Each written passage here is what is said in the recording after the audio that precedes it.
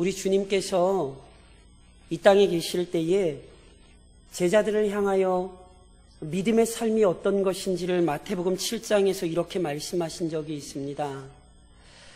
생명으로 인도하는 문은 좁고 길이 협착하여 찾는 자가 적음이라. 생명으로 인도하는 문이 좁고요, 협착해요. 그래서 찾는 이가 적습니다. 무슨 말입니까? 구원받은 자답게 살아가는 것 또는 믿음을 지키며 살아가는 것은 결코 쉽지 않습니다. 우린 알지요. 왜냐하면 우리 주님께서 재림하사 만물을 새롭게 하시기 전까지는 이 세상 안에 죄악이 넘쳐나기 때문입니다. 주님께서 모든 악을 멸하시기까지 사단은 끊임없이 하나님과 그의 백성들을 대적합니다. 또한 사단의 권세에 사로잡혀 자신들의 욕망을 채우는 데 혈안이 되어 있는 죄인들은 끊임없이 악한 것을 가르치고 말하며 실행합니다.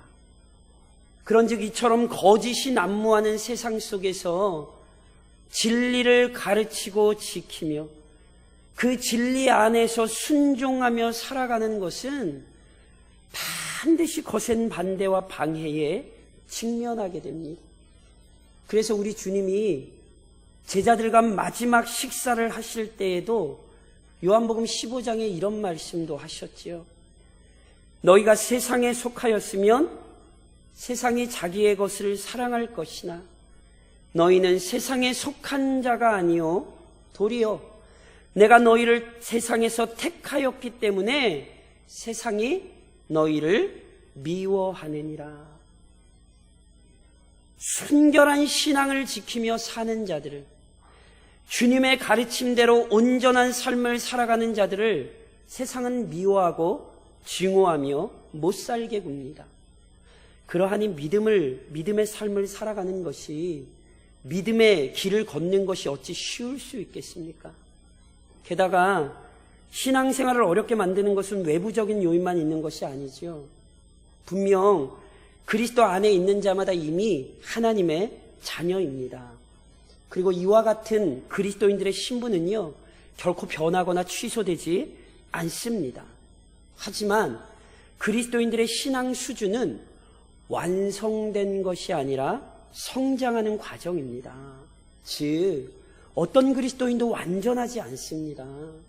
그래서 자신의 어리석음이나 연약함으로 인해 큰 고난을 자초하기도 하고 갑작스런 역경 앞에서 그의 영혼이 크게 낙담하고 좌절하여 시르에 빠질 때도 있습니다. 그렇기에 성경에 보면 믿음의 사람들의 실패와 절망을 어렵지 않게 찾을 수 있습니다. 이것은 단순히 몇 사람의 문제가 아니라 언제나 연약함을 지니고 있는 모든 하나님의 자녀들의 삶이요 현실입니다. 그래서 이번 한 주간 다른 주간보다 더 마음이 힘든 우리 교우들이 이 자리에 있을 수 있지요. 그러므로 그리스도인들의 실조 또는 영적 침체에 대해 바르게 이해할 필요가 있고, 동시에 그 상황에서 어떻게 대처해야 하는지를 배워야 합니다. 사랑하는 성도 여러분, 명심하십시오. 아무리 탁월한 하나님의 사람일지라도 실족할 때가 있습니다. 본문에 나온 엘리야는 이스라엘 역사에 있어서 가장 탁월한 선지자 중 하나입니다. 엘리야는 자신의 이름으로 된 구약 성경을 남기지는 않았습니다. 그럼에도 모세가 율법을 상징한다면 엘리야는 선지자를 상징할 정도의 권위를 지녔습니다. 그래서 주님께서 변화산에서 그 영광을 나타내셨을 때 구약을 상징하는 두 사람, 즉 모세와 엘리야가 찾아오는 거예요. 이 사람들이 주님과 함께 주님의 별세할 것을 얘기하잖아요. 무슨 관계인 줄 아십니까? 주님께서 이 두 사람을 통하여 대변되는 구약의 모든 예언을 성취하기 위해 오신 분임을 드러낸 거예요. 이처럼 엘리야는요, 구약을 대표할 정도로 위대한 선지자입니다. 하지만 엘리야 역시 야고보서에 기록된 것처럼 우리와 성정이 같은 사람입니다. 그렇기에 그 위대한 엘리야 선지자도 크게 실족한 때가 있지요. 그것이 오늘 우리가 읽은 본문이었습니다. 그런데 본문의 기록대로 심히 좌절해 있는 엘리야의 상황을 이해하려면 실은 그 앞선 사건을 알아야 합니다. 그리고 그 사건을 우리가 너무너무 잘 아는 사건입니다. 당시 북이스라엘의 왕은 이스라엘의 역사에서 가장 악한 자로 평가받는 아합이었습니다. 이처럼 아합이 악한 왕의 전형이 된 데는요, 그의 아내 이세벨의 영향이 절대적이었습니다. 시돈 왕의 딸인 이세벨은 아주 열광적인 바알 숭배자였습니다. 그래서 아합과 이세벨의 결혼은요, 이스라엘 땅에 바알 숭배의 전성기를 만들어냅니다. 심지어 바알 숭배를 더욱 부흥시키려고 하나님의 선지자들을 잡아 죽이기까지 했습니다. 이와 같은 이세벨의 악행에 의하여 많은 이스라엘 백성들이 바알 숭배에 깊이 물들었고 참된 믿음의 사람들은 크게 고통받아야 했습니다. 하지만 아무리 악한 시대에라도 이스라엘을 향한 하나님의 은혜와 손길은 멈추지 않았죠. 그래서 하나님께서 엘리야를 선지자로 보내셨던 거예요. 그리고 그가 등장하자마자 선포한 말이 있죠. 열왕기상 17장에 이렇게 기록되죠. 길르앗에 우고하는 자 중에 디셉 사람 엘리야가 아합에게 말하되 내가 섬기는 이스라엘의 하나님 여호와께서 살아계심을 두고 맹세하노니 내 말이 없으면 수년 동안 비도 이슬도 있지 아니하리라. 잘 아시는 사건이죠. 엘리야가 등장하자마자 하늘문이 닫힌다는 하나님의 심판의 말씀을 선언합니다. 그리고 이 말씀대로 이스라엘 백성들이 3년이 넘는 시간 동안 심각한 가뭄으로 고생해야 했습니다. 그런데 긍휼이 많으신 하나님께서는 자신의 자녀들이 계속 고통받게 내버려 두실 수 없었어요. 그래서 18장으로 넘어가자마자 이런 말씀이 기록되죠. 많은 날이 지나고 제3년에 여호와의 말씀이 엘리야에게 임하여 이르시되 너는 가서 아합에게 보이라. 내가 비를 지면에 내리리라. 하나님께서 엘리야 통해 말씀하신 거예요. 이제 내가 비 내릴게. 너 아합에게 가서 얘기해. 그래서 엘리야가 아합에게 찾아가는 거죠. 그런데 엘리야는 단순히 비가 내린다는 말만 전할 수 없었어요. 왜냐하면 이 가뭄과 고통은 바알 숭배의 결과이기 때문이거든요. 그런즉 이스라엘이 속히 바알 숭배를 버리지 않으면 똑같은 문제가 계속 발생할 거예요. 한 번 열렸더라도 또 바알 섬기고 있으면 언젠가 또 닫혀요. 그렇기에 엘리야는 이스라엘 백성들로 하여금 바알 숭배를 버리고 오직 유일하신 구원자 하나님께로 돌아오도록 결단을 내리게 할 필요가 있었습니다. 그래서 잘 아시는 갈멜산에서의 대결을 제안하는 거죠.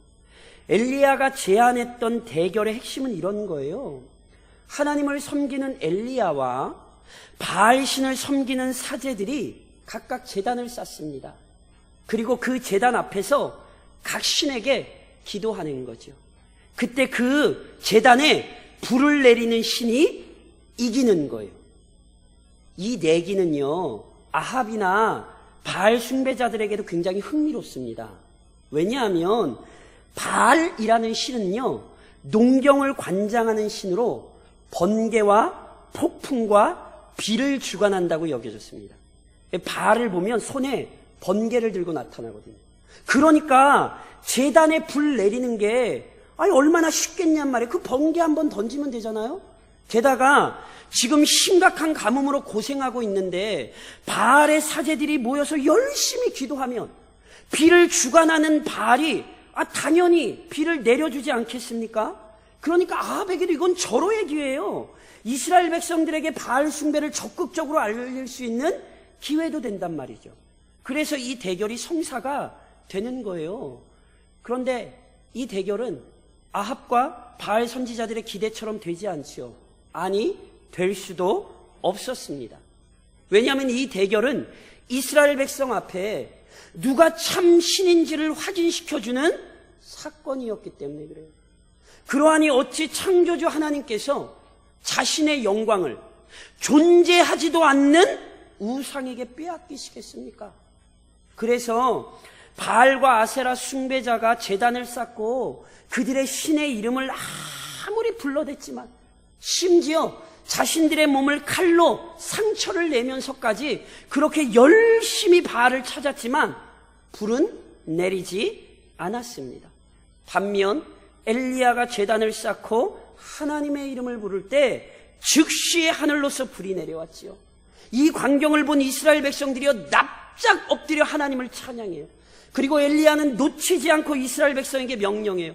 열왕기상 18장에 보니까 엘리야가 그들에게 이르되 바알의 선지자를 잡되 그들 중 하나도 도망하지 못하게 하라 하며 곧 잡은지라. 엘리야가 그들을 기손 시냇가로 내려다가 거기서 죽이니라. 엘리야가요 위대하신 하나님의 능력을 나타냈고 바알 숭배자를 처단하는 승리를 거두었습니다. 아멘이십니까? 그런데 이 위대한 사건을 무색하게 만드는 놀라운 반전이 곧장 뒤이어 발생합니다. 집으로 돌아간 아합이 이 모든 일을 자기 아내 이세벨에게 전합니다. 이 여자가 듣자 화가 머리끝까지 올랐어요. 그래서 엘리야에게 사람을 보내죠. 넌 내가 가만히 안 놔둬. 그런데 참 재밌는 건 이 말을 들은 엘리야가 뒤도 안 돌아보고 불이 나게 도망을 쳐요. 그 위대한 하나님의 사람, 하늘에서 불을 내렸던 선지자가 고작 여인의 말 한마디 때문에 실족합니다. 우습습니까? 아니요, 우습지 않습니다. 왜냐하면 이게 이 연약한 인간의 모습이라는 걸 우리는 알아요. 어휴, 아니 어쩌다가 그 믿음 좋은 분이 그렇게 실족했대? 아유, 교회도 그렇게 아니 왜 그랬대? 우리는 알아요. 이게 엘리야의 모습이 아니에요. 이게 오늘 우리의 모습이지. 그리고 하나님께서는요, 그 지치고 낭망한 믿음의 사람들을 돌보시고 인도하시며 위로하십니다. 상황적으로 보면 이세벨은 실제로 엘리야를 마음대로 할 수 없었습니다. 아무리 왕의 아내라고 하지만 갈멜산에서의 하나님의 놀라운 능력이 이미 나타났고 바알 선지자들을 진멸했던 하나님의 선지자를 함부로 할 수 없어요. 그럼에도 엘리야는 큰 두려움에 사로잡혀 정신없이 도망친 거죠. 얼마나 두려웠던지 북이스라엘의 국경을 넘어 남유다까지 내려옵니다. 그것도 모자라서요, 자신의 사환은 유다 땅에 남겨둔 채 홀로 더 멀리 도망쳐서 사람들이 쉽게 잡으러 오지 못할 광야로 도망칩니다. 정말로요, 엘리야가요 미친 듯이 도망쳐요. 그러니 그가 얼마나 지쳤겠어요. 그래서 성경에 보니까요, 광야로 들어갔다 때마침 로뎀나무 그늘을 발견하자 거기에 가서 쉬는 거예요. 그러면서도 한탄을 해요. 자기가 죽기를 원하여 이르되 여호와여 넉넉하오니 지금 내 생명을 거두시옵소서. 그 위대한 선지자가 쓰라린 심령을 토로하며 고통하다 지쳐 잠이 드는 거예요. 그런데 완전히 지쳐 잠자고 있던 엘리야를 천사가 어루만지며 깨워요. 그리고는 엘리야에게 이 얘기하는 거예요.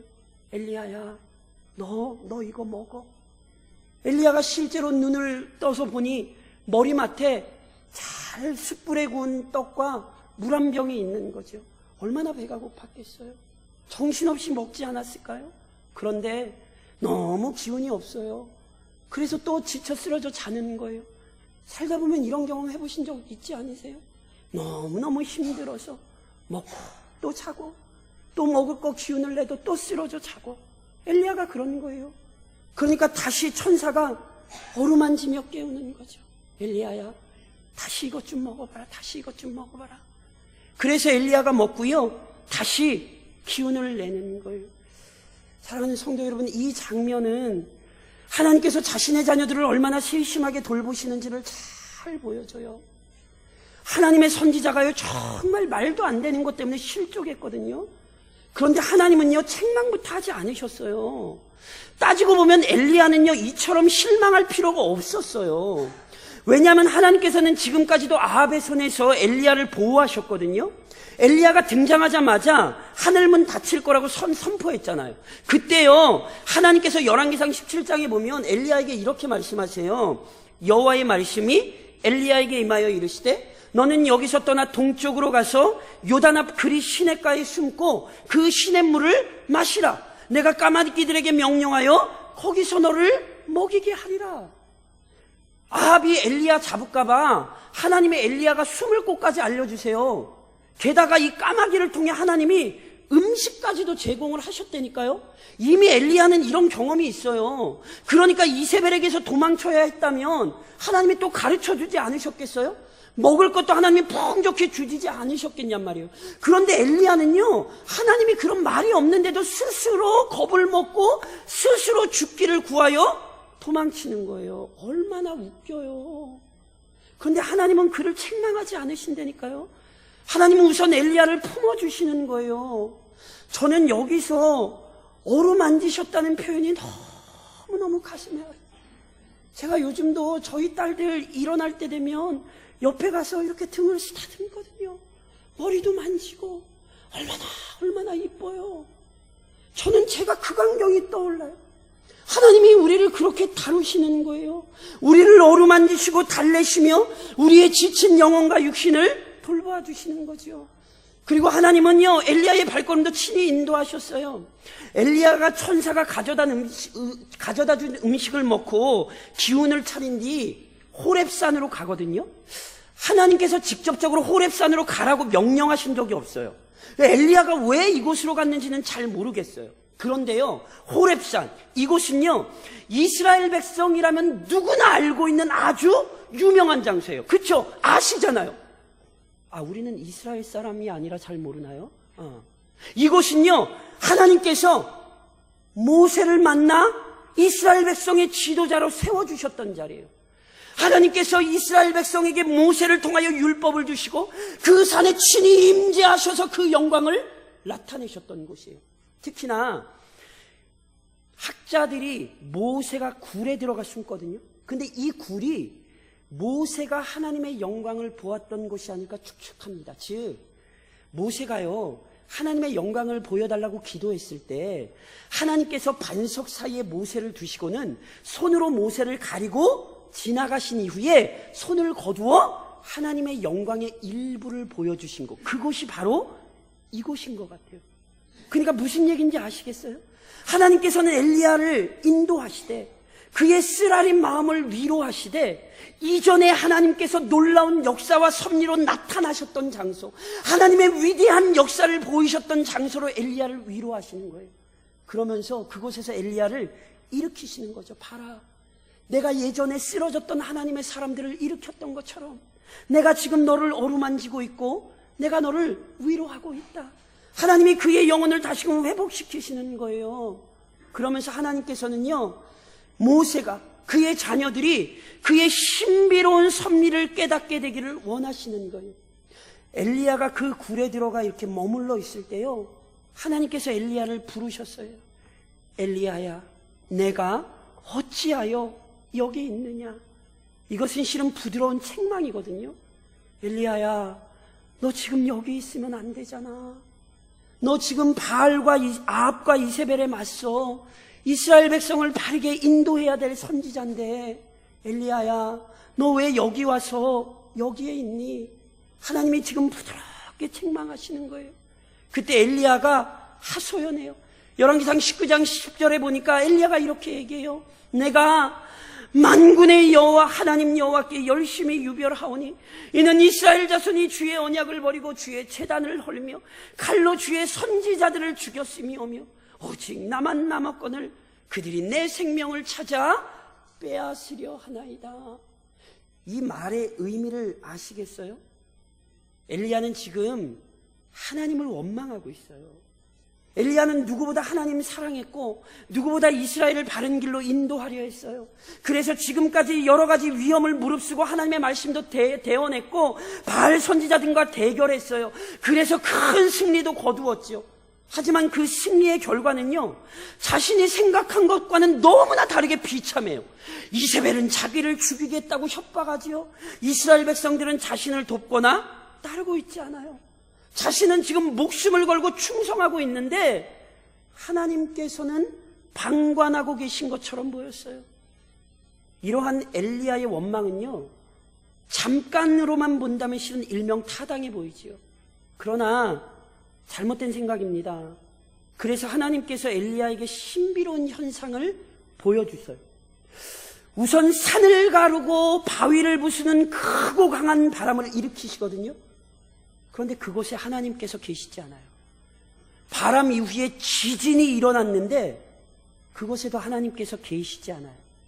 지진 후에 큰 불이 일어났는데 그곳에서 하나님께서 계시지 않아요.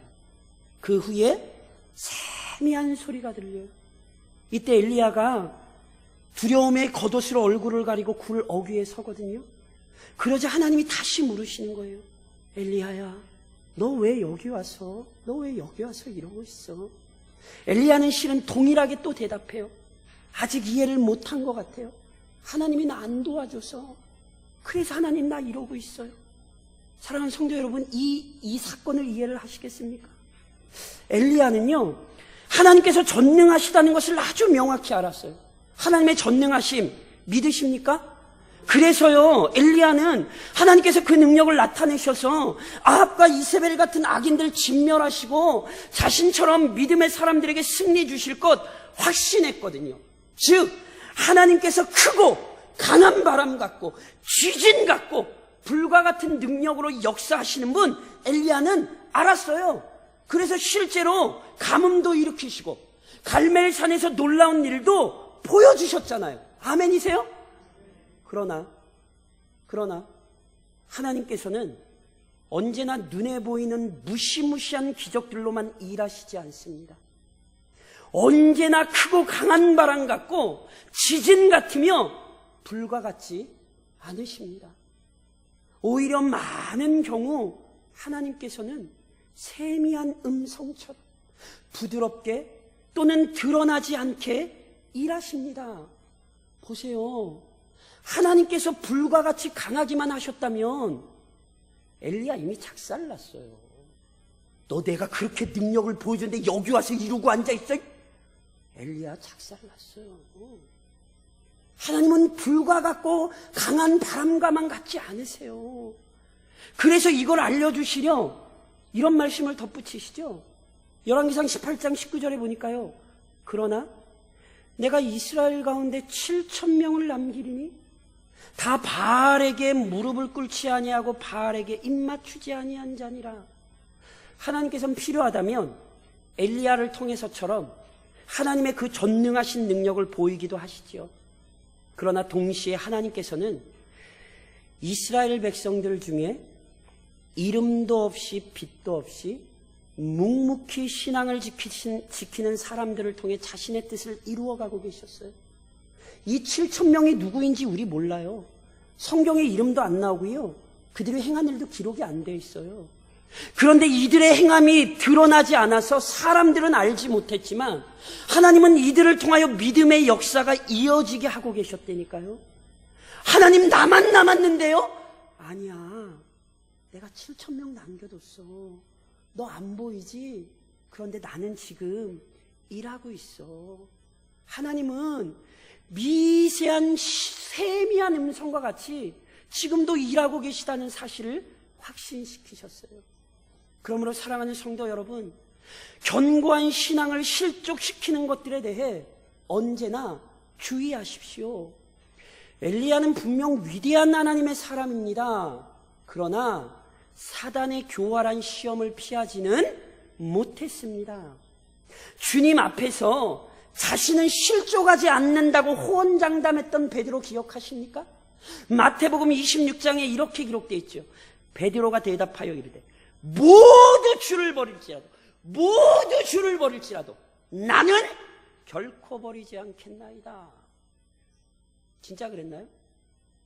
이 얘기하고 불과 얼마 뒤에 주님을 저주하며 모른다고 3번씩이나 부인했어요. 어떤 그리스도인도 완전하지 않기에 언제나 넘어질 수 있다는 사실을 잊지 마십시오. 특별히 엘리야의 경우를 보면 시험에 들지 않기 위해 더욱 주의해야 할 것들이 보입니다. 우선 엘리야의 마음을 낙담시켰던 걸림돌은 이세벨의 말이에요. 이세벨의 말. 앞서 잠깐 설명드렸듯이 상황적으로 보면 이세벨은 엘리야를 마음대로 괴롭힐 수 없었어요. 그래서 엘리야를 당장 잡아올 수 있는 사람을 보낸 게 아니라 겁주는 사람만 보냈어요. 아니 뭐 하려고, 당장 잡아오면 되지. 게다가 뭐라고 얘기해요? 너 내일 내가 가만히 안 둘 거야. 그 얘기는요, 오늘은 마음대로 못한다는 얘기예요. 그런데 그 말에 엘리야가 낙담됐다니까요. 여전히 말은 사단이 그리스도인들을 실족시키기 위해 사용하는 아주 중요한 무기예요. 많은 그리스도인들이 말도 안 되는 말 때문에, 말 같지도 안 되는 말 때문에 시험에 들죠. 그런즉 악한 말이 들릴 때 귀에 담지 마세요. 유익하지 않은 말들의 마음을 빼앗기지 마세요. 전도서 7장이 우리에게 이렇게 가르쳐요.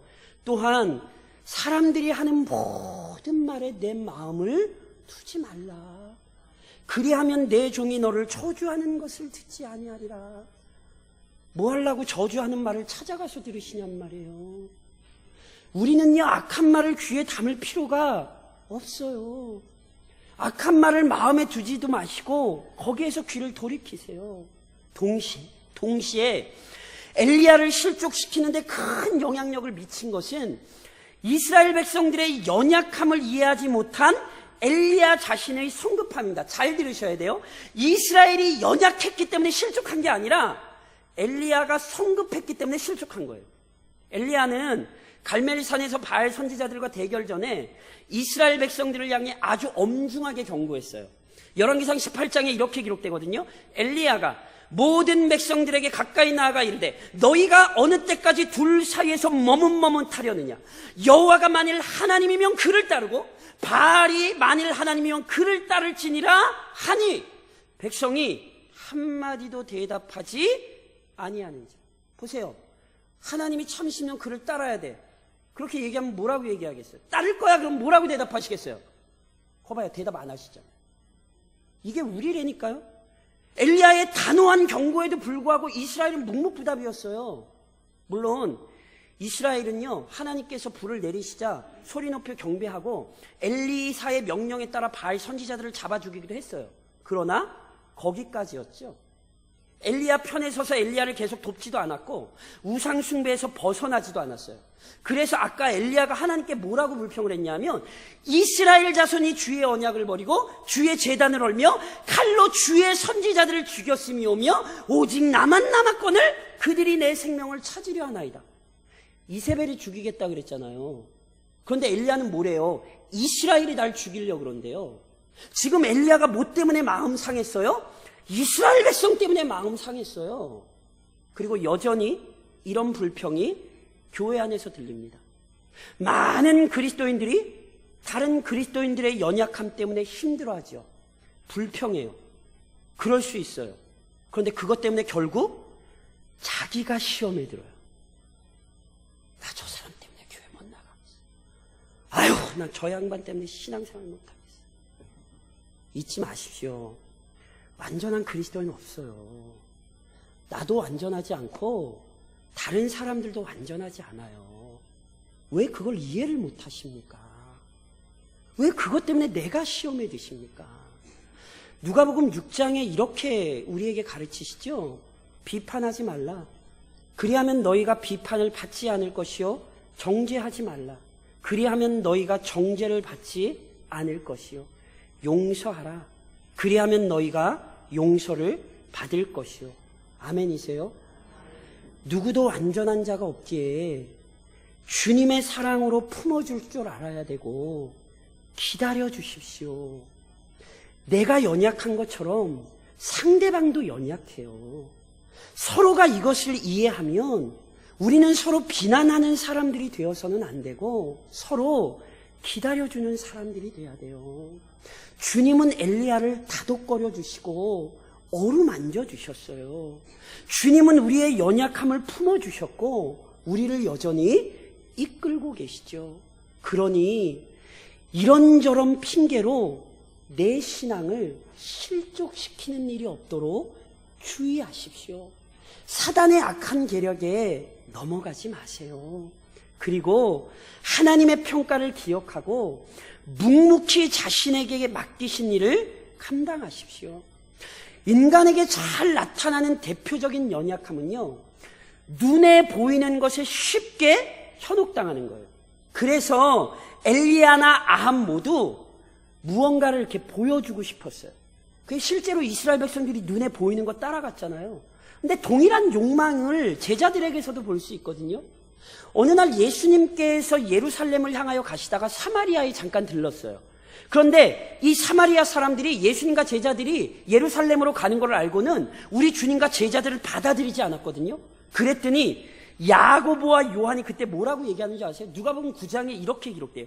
제자 야고보와 요한이 이를 보고 이르되 주여 우리가 불을 명하여 하늘로부터 내려 저들을 멸하라 하기를 원하시나이까. 제자들의 마음을 아시겠어요? 인간은요, 사람들 앞에 무언가를 보여주고 싶고요, 강력하게 나타나는 것을 실은 좋아해요. 그런데 이게 왜 그러냐면 그 욕망 깊은 곳에 자리 잡은 교만 때문에 그래요. 엘리야가 하나님이 불 같고 지진 같기를 바랬던 것은 물론 하나님의 영광을 위해서이기도 했겠지만 실은 자신을 드러내고 싶었어요. 나 봐, 나 하늘 닿는 사람이야. 나 봐, 나 불 내리는 사람이야. 제자들의 말이 얼마나 웃긴지 몰라요. 우리가 불을 명하여. 아니 지들이 뭔데 불을 명하여 내려요? 근데 이게 우리라니까요. 그러나 전능하신 하나님께서는 오히려 수많은 경우에 보이지 않게 일하세요. 그래서 이사야 45장에는 그 하나님을 이렇게까지 표현해요. 구원자 이스라엘의 하나님이요 진실로 주는 스스로 숨어 계시는 하나님이시니다. 실제로 예수 그리스도께서 이 땅에 오셨을 때 아무도 그 사실을 알지 못했잖아요. 예수님께서 30년 정도의 시간을 몫으로 사셨지만 아무도 예수님이 메시아라는 것 알아보지 못했다니까요. 그래서 예수님께서 하나님께 불평하셨나요? 하나님 내가 지금 이러고 썩고 있어야 되냐고. 하나님 내가 누군데 지금 이러고 있어야 되냐고. 예수님이 그렇게 불평하셨나요? 또한 예수님을 통하여 하나님이 이루셔야 되는 구원 사역에 실패했나요? 당연히 아니죠. 오히려 죄인을 사랑하사 자신의 아들을 연약한 인간으로 보내신 하나님과 그 모든 사역을 묵묵히 감당하신 그리스도의 무한한 영광이 찬란히 드러났지요. 그렇기에 은밀하게 역사하시는 하나님의 섭리, 드러나지 않게 일하시는 하나님의 일하심을 이해하셔야 되고요. 우리 주님처럼 묵묵히 조용히 맡겨지신 사명을 감당하십시오. 이와 관련하여 하나님께서는 엘리야에게 7,000명의 사람들 언급하시거든요. 이 사람들은요 이스라엘 백성 앞에서 엘리야와 같은 놀라운 기적 행하지 않았어요. 분명한 것은요 이 사람들이나 엘리야나 바알에게 무릎 꿇지 않고 바알에게 입 맞추지 아니한 맡겨진 신앙의 자리를 지킨 것은 똑같아요. 그래서 하나님 보시기엔 엘리야나 7,000명이나 같은 믿음의 사람들이에요. 실은요 이렇게 남모르게 수고했던 사람 중에 하나가 오바댜라는 사람이에요. 오바댜는요 아합 왕의 왕궁 맡은 신하로서 아합 왕의 굉장한 신임을 얻었던 사람이거든요. 하지만 오바댜는 아합 왕의 패역함에 물들거나 아합 왕의 악행에 동참하지 않았어요. 그래서 아합 왕을 오바댜를 열왕기상 18장에 이렇게 기록하고 있어요. 아합이 왕궁 맡은 자 오바댜를 불렀으니 이 오바댜는 여호와를 지극히 경외하는 자라. 이세벨이 여호와의 선지자들을 멸할 때에 오바댜 선지자가 선지자 100명을 가지고 50명씩 굴에 숨기고 떡과 물을 먹였더라. 오바댜가 나 이런 왕이랑 나 도저히 못 살겠어. 나 믿음 생활 못 하겠네. 오바댜 이러지 않았어요. 왕이 어떻게 하든지 다른 사람들 어떻게 하든지 순결한 믿음의 자리를 지켰어요. 게다가 보세요. 100명을 몰래 숨겨서 살렸어요. 이거 아무도 몰랐어요. 아무도 몰랐던 오바댜의 헌신이 하나님의 사람들을 만들어냈죠. 이게 하나님의 역사입니다. 지금도 묵묵히 자신의 자리를 지키는 믿음의 사람 때문에 수많은 하나님의 백성들이 유익을 얻고 있다는 걸 잊지 마세요. 그러므로 제발 드러내지 말고 묵묵히 믿음을 지키십시오. 마태복음 6장에 보면 예수님께서 기도, 구제, 금식에 대해 이야기하며 이렇게 말씀하세요. 그러므로 구제할 때에 외식하는 자가 자기 사람에게서 영광을 받으려고 회당과 거리에서 하는 것 같이 너희 앞에 나팔을 불지 말라. 진실로 너희에게 이르노니 그들은 자기 상을 이미 받았느니라.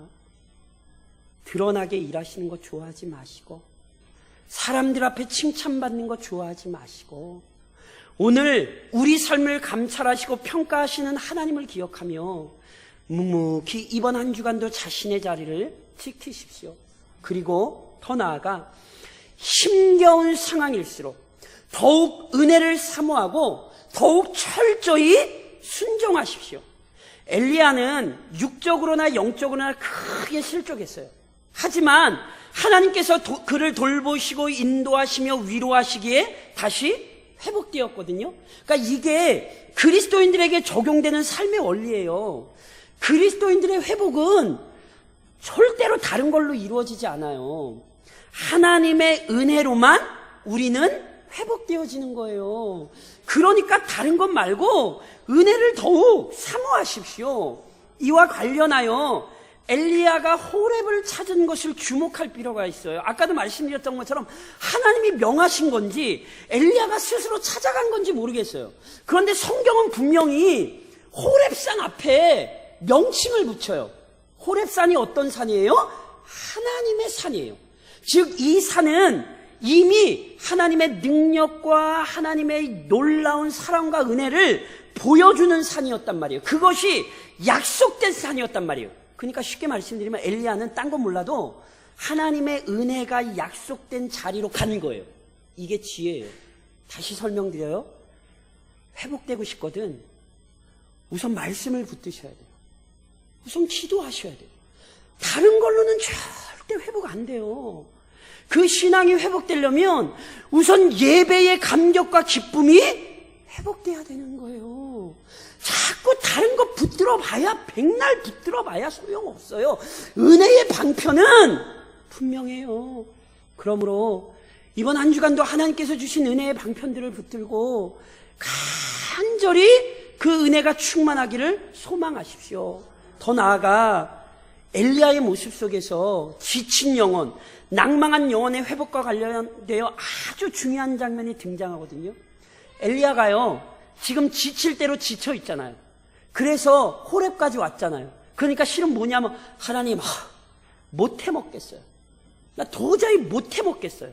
그렇게 얘기하거든요. 그런데 하나님이 엘리야에게 열왕기상 19장에서 뭐라고 19장 15절로 16절에 뭐라고 얘기를 하시냐면 여호와께서 그에게 이르시되 너는 내 길을 돌이켜 광야를 통하여 다메섹에 가서 이르거든 하사에게 이 기름을 부어 아람의 왕이 되게 하고 너는 또 님시 아들 예후에게 기름을 부어 이스라엘의 왕이 되게 하고 또 아벨무홀라 사밧의 아들 엘리사에게 기름을 부어 너를 대신하여 선지자가 되게 하라. 이게 지금 뭔 말씀하는지 이해하시겠어요? 하나님 나 못해요. 지쳤어요. 근데 그 엘리야에게 뭐라고 얘기하시는 거예요?